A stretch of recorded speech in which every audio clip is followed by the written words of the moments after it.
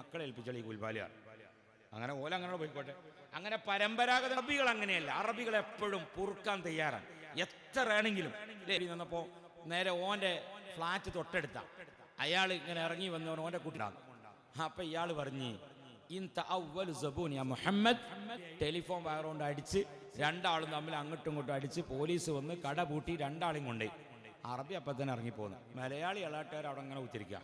മൂപ്പര അറബി ജിസാൻ ഏതോ ഉള്ള ഇദ്ദേഹമുള്ളൊരു സ്ഥലമാണ് ജിസാൻ. അങ്ങനെ അവിടുന്ന് ഇറങ്ങി വന്നപ്പോൾ 3 ദിവസം കഴിഞ്ഞ് അപ്പോത്തിന് പാലൊക്കെ കേടന്ന്, തക്കാളിയൊക്കെ കേടന്നു പോയി, ഖിയാറൊക്കെ പോയി. ഒരു 10,000-1500 റുപ്യേനെ നഷ്ടം വന്നു വീണ്. അപ്പോത്തിന് 3 ദിവസം കട പൂട്ടിട്ട് അങ്ങനെ ഉണ്ടാവും. അലൈക്കും യാ മുഹമ്മദ്, അള്ളാഹുവിന്റെ രക്ഷ നിനക്കുണ്ടാവട്ടെ. എന്താ വർത്താനം, സുഗന്ധനില്ലേ? പെണ്ണൊക്കെ ക്ഷണിച്ചാൽ വേദറിയുണ്ടോ? അപ്പൊ നമ്മളെ ആളുകളൊക്കെ ഉണ്ട് ഇവിടെ, നമ്മളെ ഏട്ടന്മാരൊക്കെ ഉണ്ട്. ഇവിടെ ഒരാളുണ്ട്, നമ്മൾ സ്വന്തം ആളാ. കോവിഡ് സമയത്തൊന്ന് വെച്ച് ചെടിച്ചട്ടിയ നീന് ഓലോടെ ഉണ്ടോന്ന് എനിക്ക് അറിയില്ലപ്പോ അല്ലേ. അല്ലാ